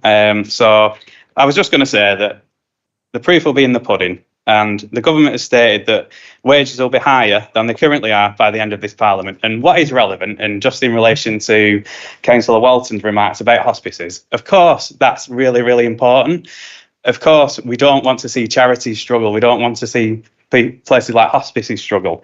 But I'll also come back on the fact that both our local hospices, Darien House and St Catherine's, have recently been given a sizable amount of extra funding, which is more or less welcome. So I'll just sum up by saying, while our small businesses and places are actually protected, by taxing businesses through borrowing, it increases spending for state schools, investment in the NHS and public services, and freezes the fuel duty. So I'll be voting against this. Okay, thank you. Councillor Michael Green. Thank you, Mr. Mayor. Thank you for the speech by Councillor Farmer or his employer, I don't know. Can I applaud Councillor Forshaw for bringing this motion tonight, and I do rise, as I said, I second the motion. I just wanted to add some comments. I think all governments have got choices to make, whoever that is, the present government, the former government, the government before that, they've all had choices to make, and it's about making choices, and decisions do have impacts at the end of the day. We know they've got financial pressures. We know that the Labour group will point to a certain figure of a black hole, this mysterious black hole that they keep quoting, which experts have checked. And rather than 22 million, Councillor Tomlinson, they've said, I think it's 9 million. And how much of that was as a result of decisions which this government has made since they've been in power, supported by the 2 MPs that represent Southborough residents. But looking at the purpose of this motion, it's to ask the government to think again. And it's not only us that are doing that. It's charities up and down the country. It's employers up and down the country. It's employers' organisations up and down the country. It's local hospices. It's local charities that provide services for vulnerable people. And last week, it was the House of Lords who carried out a debate, and there were some great speeches from eminent Lords. And if people haven't had a chance to look back at that debate, please do so. People of all parties, Conservatives, crossbench, Liberal Democrats, made some really powerful speeches. And I'm sure there are Labour politicians as well that see the impact of what they are doing. Let's try and take the politics out of this. This is about protecting the residents of South Fibble in our case, and just putting that view back to government that maybe they should think again. If they need to find additional resources, look at different ways of finding them. But don't do this. Because if you tax businesses in this way, it's not just the businesses. You might wish to do that. Some people might think, let's go after the businesses. It's the businesses that employ the people. It's the businesses that pay the tax directly and their employees who pay the taxes that allow national government and local government to fund services on which vulnerable people rely. And let's just look at the impact as well on some of these. So, Federation of Small Businesses surveys found that 24% of their members are already facing contraction as a result of other policies in the last quarter, the highest level since the pandemic. This is a tax which will end up in having less people employed and wages being lower, and people will suffer. But let's look at charities. Homeless charities are crying out that the increase in national insurance contributions being brought about by this government will result in hundreds of thousands of pounds being removed from the budget to protect the homeless. Government funding for hospices is predicted that there'll be an additional 5 million cost to children's hospices, one of which is Derry House, as Councillor Walton referred to, in our local area that does some fantastic work. The hospice sector in particular will be massively impacted by this, and St Catherine's is an hospice, and I'm sure most members in this chamber would support them. And I think I can't remember the last time a mayor didn't have St Catherine's as one of his charities, because we all value the work that they do. But that will be impacted. Councillor Farnworth makes the point that the government has given some funding to hospices. Absolutely right, and I welcome that. But that does not go for day-to-day running of the hospices. It does not replace a penny that they will be losing in a few short weeks as a result of the increase in national insurance contributions. GPs appointments. We all know those of us who need to go to a GP from time to time struggle to get an appointment. It's predicted that this increase in national insurance contributions, which applies to GPs because they are private sector employees at the end of the day, that will result in 2 million GP appointments being lost. This is a massive impact upon the residents nationally and on our residents in South Ribble. The Nuffield Trust has also commented on this, and they've predicted that the government's job tax would cost the independent sector's social care employers around £940 million in the year ahead. 940 million. That will have a massive impact on those who are the most vulnerable. And I know many of you in this room don't know, but you know, adult social care is a massive issue. And it's something that we care passionately about, I'm sure we all do, to provide the best services we possibly can to the vulnerable people in South Ribble. So I would implore colleagues to let's put party politics to one side. This is not about that. This is about asking the government to think again, reverse this pernicious tax which they are imposing on people and the massive impacts that it will have as a result. And finally, I'll just quote from a Lib Dem member. I don't often quote from Lib Dem members, but one of the members of the House of Lords, Baroness Kramer, who said that there's 8.5 million part-time workers in the country. They'll be hit really hard by the changes. She explained that while people who typically work 14 hours a week incurred national insurance contributions in the past, that now drops to individuals who work typically only 8 hours a week. And the impact on the hospitality industry in particular will be particularly great, and that will be felt by many employers locally. Mr. Mayor, I'll leave my comments there, but I would implore all members across the council this evening to support this and ask the government to think again. Thank you. Thank you, Councillor Green. Can Councillor Hayden Williams, please? Thank you, Mr. Mayor. Thank you, Councillor Green, for your speech. You made quite a few comments there. On one comment, I will actually agree. All this about budget is actually a choice, and the choice of this government is to raise funds by increasing national insurance contributions. Instead of looking at the bit that we're actually going to take away from businesses, let's look at what this increase is going to provide. Now, a lot of people will know I'm a volunteer and a trustee for North West Blood Bikes, Lancs and Lakes, and our members travel to and from hospitals across the North West with South Rural residents in them every night of the year. And what I see when I walk into A&E, when I go to the pathology lab and drop samples off and collect, is people sat there on trolleys in agony, waiting for nurses to see them. Ambulances parked up outside, and that results in ridiculous waits for ambulances. I believe a defibrillator was called for locally last weekend in Lostock Hall, and an ambulance had to arrive late there.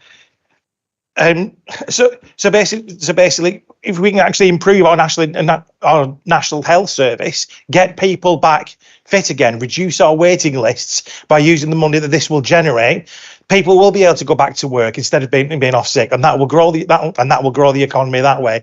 So, like I said, like Councillor Green says, it is a choice, and I think it's the right choice to invest in our NHS, get people back to work, get people fit, reduce waiting lists, and avoid some of the horrors that I see every single time I walk down an A&E ward, every time I do a delivery for North West Blood Bikes. Thank you. Can I have Councillor Lou Jackson, please? Oops. Thank you, Mr.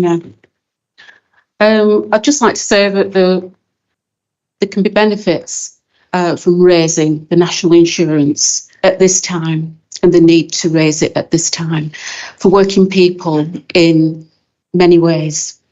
Despite employers initially bearing the cost of the increase, raising the NIC for employers will increase funding for public services and welfare, for the NHS, for pensions, for unemployment benefits, plus social welfare programmes.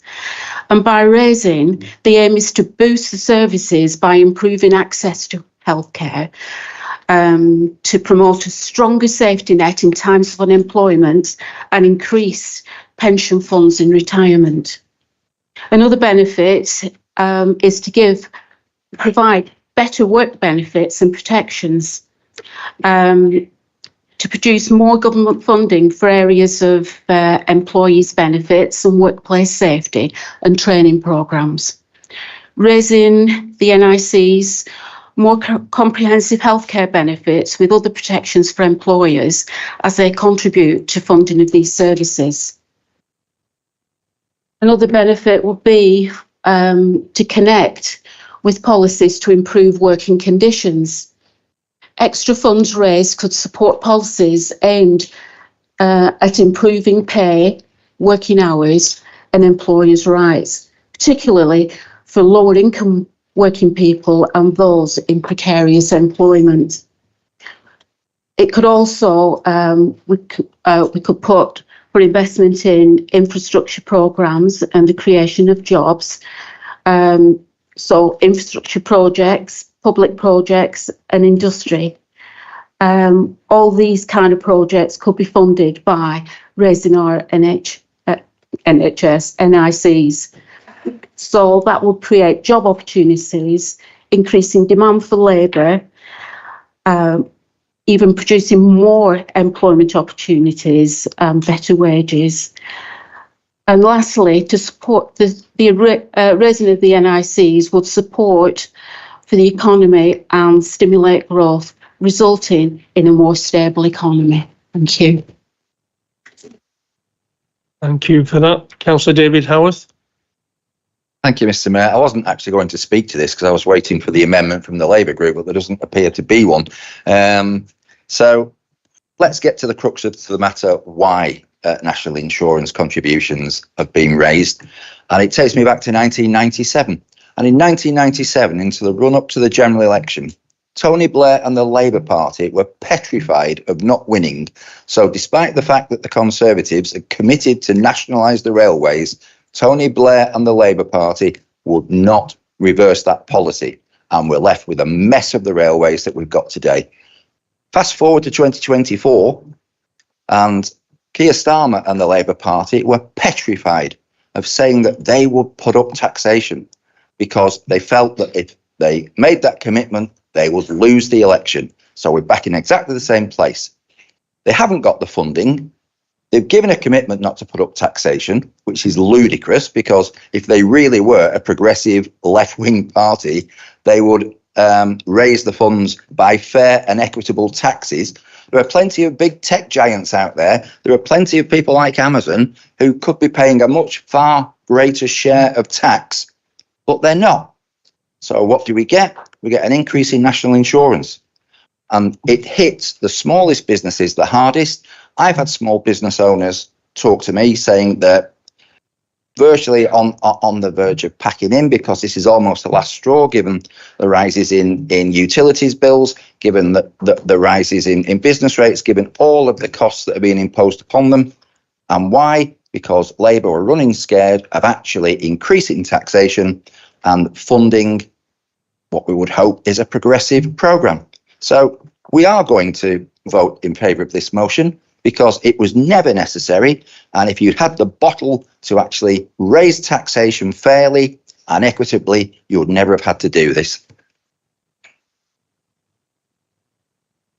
Thank you, Councillor Howarth. Councillor James Lillis. Thank you, Mr. Mayor. I wasn't going to talk on this, but I am someone who rarely talks in the chamber. But obviously, I agree with Councillor Williams and Councillor Jackson that the NHS and public services need a lot more money. I didn't realise Councillor Howarth was going to speak. However, it's clear that the banks, the utility companies all need much higher taxes. Instead, what we're choosing to do is tax small businesses that are struggling. Councillor Farnworth, you said that they were being protected. They are not. I'm sorry. That if you speak to any small business owner, they feel very differently. Martin Lewis put it best. Small businesses are either going to put up prices, cut or not cut wages, not give people the wage rise that they want, or he felt probably do both. And this, rather than helping working people, is not going to help people at the bottom. It's just not. And I'm really sorry that you felt today that that's the right message to get, because it's not. The more we should be helping small businesses across the country in South Ribble, and I want to see that, as well as doing all the stuff that the councillors over there talked about on the NHS. And frankly, I'm just lost for words that Labour councillors are defending this policy. I'm just flabbergasted. But obviously, we need to support the NHS better and public service better, and do all the other good things that Councillor Jackson said about supporting workers and workers' rights and everything else. But I'll be voting for this motion. Thank you, Councillor Lillis. Councillor Jackie Alty. Thank you. I'll stay seated for this if that's okay. Sorry, I didn't hear that. I'd like to stay seated for this. Is that okay with you? Yes. Thank you. You will be surprised to know that I don't actually disagree on the principles of anything that's been said tonight. I wouldn't wish to raise taxes. I wouldn't wish that the NHS was in the state it was. I wouldn't wish to impose anything on charities. I would thank them for their service and try and make life as easy as I possibly could. That said, reality, whatever choices are made at national level, we're affected at local level, and that's what we're here for today. Last month, I managed to speak with, Darren Jones MP, Chief Secretary to the Treasury, and I raised concerns with him. And I expressed quite clearly that I understood difficult choices needed making. And I expressed that I didn't think that local impact may have been assessed enough. Now, my fellow councillors on this side of the chamber might not be comfortable with everything that I say, and you clearly will not be comfortable with everything that I say. However, I will speak what I believe is a core message. So I received a letter on the 27th of February from Darren Jones, and it was thanking me for my comments and saying that if I wished to discuss anything further, I could enjoy a conversation, I could go and meet with him, we could discuss things further. And I have said at previous meetings that I am regularly writing and making representation on behalf of residents of South Ribble, because that's one of my core beliefs in my role. So I wrote back to Darren Jones, and I said, thank you for your communication. This letter relates to a discussion on that evening, but I believe it also resonates with conversations currently being held as leader of the Labour group and consequently my role as council leader. I won't refer back to the previous meeting, but I did express some of my concerns regarding national finance within a local community context, which at times appears to be discrepant to the government's intent. On that same evening, I acknowledged the limitations in available resources inherited from the previous government and the significant financial costs to be applied in addressing public service disintegration. I don't underestimate the size of the problem, nor the barriers of a rapid resolution. The soon-to-be implemented increase to national insurance employer contributions would seem an example of unintended consequence within a local context. I'm concerned about two key areas: small businesses and charitable not-for-profit organisations who will face a significant requirement to meet their newly introduced obligations. I don't dismiss that argument.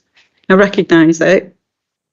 It's valuable that we hold an objective but sensitive response. I would like to affirm understanding for the rationale underpinning this device. Now, I might not like it, but I understand it. And there were the same measures employed by the Conservative government in 2011 and in 2016, and those incidents provided helpful data in relation to growth within the economy. Studies undertaken by the Office of National Statistics, the National Institute of Economic and Social Research, and the Institute of Economic Affairs underline there wasn't a significant reduction in job growth attributable as a result, and that employment continued to rise. However, I would encourage the government to consider further periodic and specific to local context impact assessments applied to small businesses as a means of ongoing consultation and consolidation with supported evidence to build confidence within our communities. So if it is determined that there is a negative overall impact, it should be acted upon. My concerns also relate to those organisations who provide public service without a profit-driven ethos. One wonderful example is in a local context, St Catherine's Hospice, based within the borough of South Ribble. They have recently received an invaluable contribution from the government. However, the finance is ring-fenced and therefore not applicable for staffing costs, and therefore is unable to use to offset the costs of the increased national insurance. The government have demonstrated their agenda to prioritise palliative care, the development of primary care initiatives, while making foundational changes in expansive care provision across this country. And I appreciate the enormous demands on finite resources, and I wish it were not the case. So that so many charitable organisations forced to endure lotteries on whether or not they could receive funding. I'm grateful that they got that money, but it's not the complete picture and it's not a complete answer. People needing healthcare are not the burden, as is so often portrayed in local media and otherwise. The lack of strategic planning, resource and capacity building have predictably ensured that the NHS is facing its greatest threat to survival. And I'm not trying to point fingers, I'm trying to look for a solution. I've heard several arguments where a simple fix to reverse the introduction of increased employer contributions examples are used as part of a complaint, but without offering potential solutions or contacting national government. I do have some sympathies, particularly considering the increased financial burden faced by our own South Ribble Borough Council, estimated at a fraction below 200,000 from April. And that is why I am writing to you, making representation from our residents, businesses and charitable organisations. And my ask is that further impact assessments be undertaken, re small businesses and not-for-profit charitable organisations. The resulting information be used to inform and develop transitional and future tailored measures of support to manage the growth of those businesses and organisations that are essential to our drive for change. Stagnation and deterioration haven't benefited anyone except those with extractive financial drivers, and I wish to be part of the solution and not just another sounding board for discontent. I'd also like to acknowledge, and this might stick in the craw of some people, that I can recognise general taxation is not the same as national insurance contributions.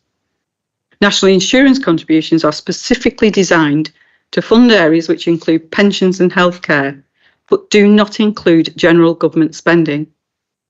National insurance contributions can be viewed as mutually beneficial because monies help support a stable, healthy and secure workforce, which ultimately benefits business productivity and employee retention.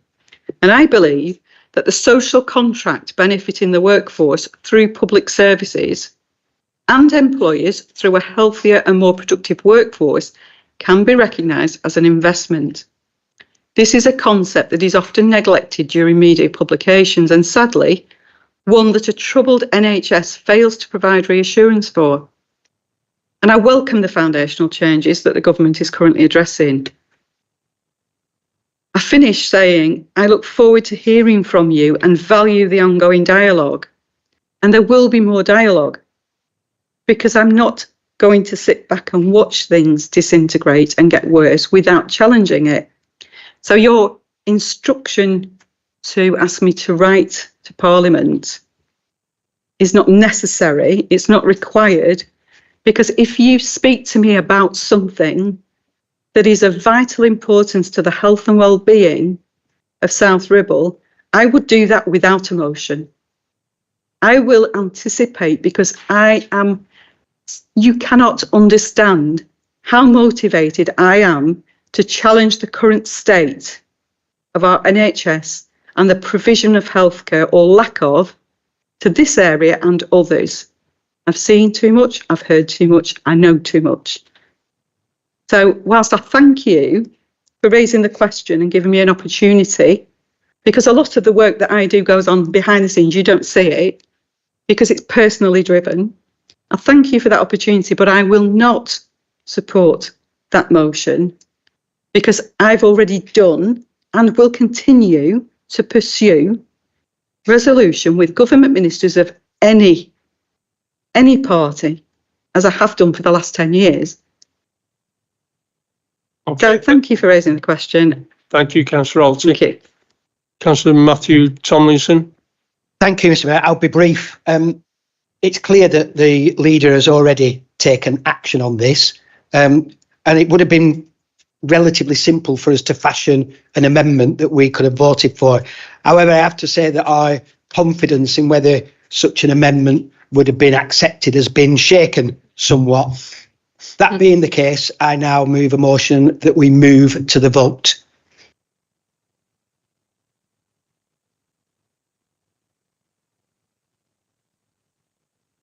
Councillor Forshaw indicated to speak. Respond at the Do end. you want to sum up? Yeah, sum up. Okay. So, I've got quite a few points to raise.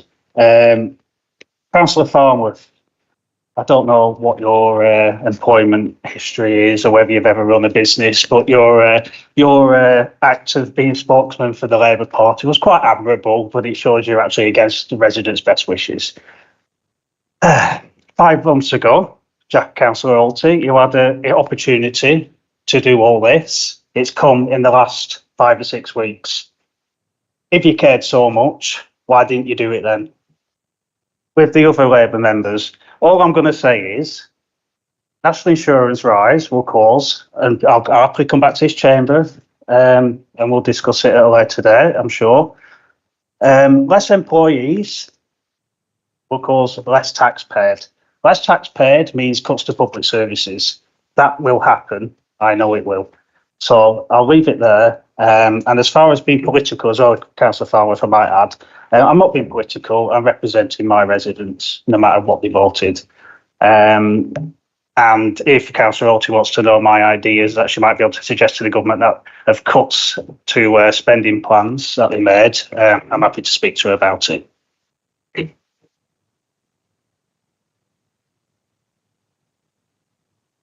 Okay, thank you for that. And so we'll now. Can I request a named vote?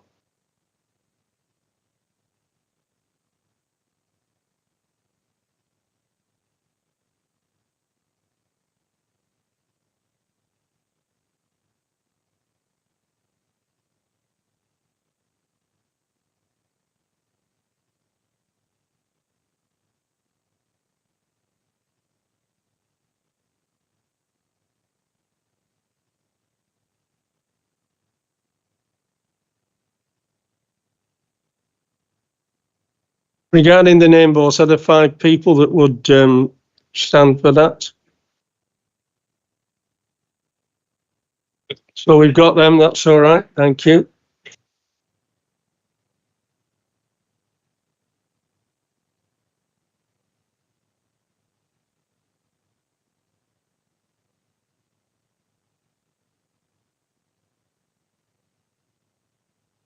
For a named vote on the motion that we move to the vote, because that's what I believe we're debating. Well, clearly 7 or 8 of your members think we should have a named vote on whether we move to the vote. If that being the case, as I said, it's all very entertaining, but perhaps people should take notice of what's going on. No, can I just clarify? I said we're moving to the vote, so we're moving to the vote.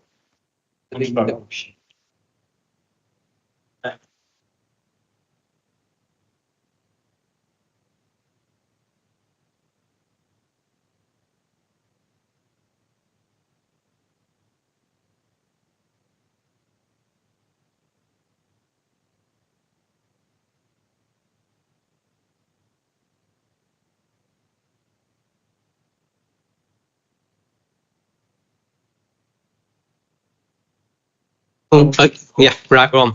Okay, just so we got clarity in the room as to what we're doing. So the mayor confirmed that we were moving to the vote on the vote on the notice of motion, and that he invited Councillor Farnworth to come in to conclude. It's been a really long day. Apologies, Councillor Forshaw. Invited Councillor Forshaw to come in to sum up. So there was then a request to have a named vote and have it recorded in the minutes. That has been passed as well. So we are now going to take a vote on the notice of motion. If we can use the voting system as before, again, if you can press the buttons once, see if your vote appears on the screen, give it a little minute if it doesn't, and then try again. Thank you.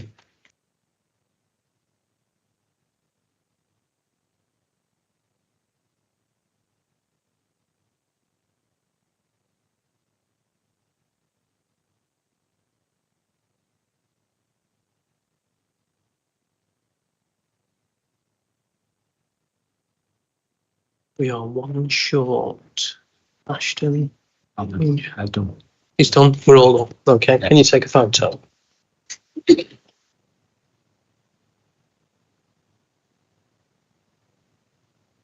We got it. Okay. Okay. So the vote has been lost. The result will be documented in the minutes and has been retained on the system.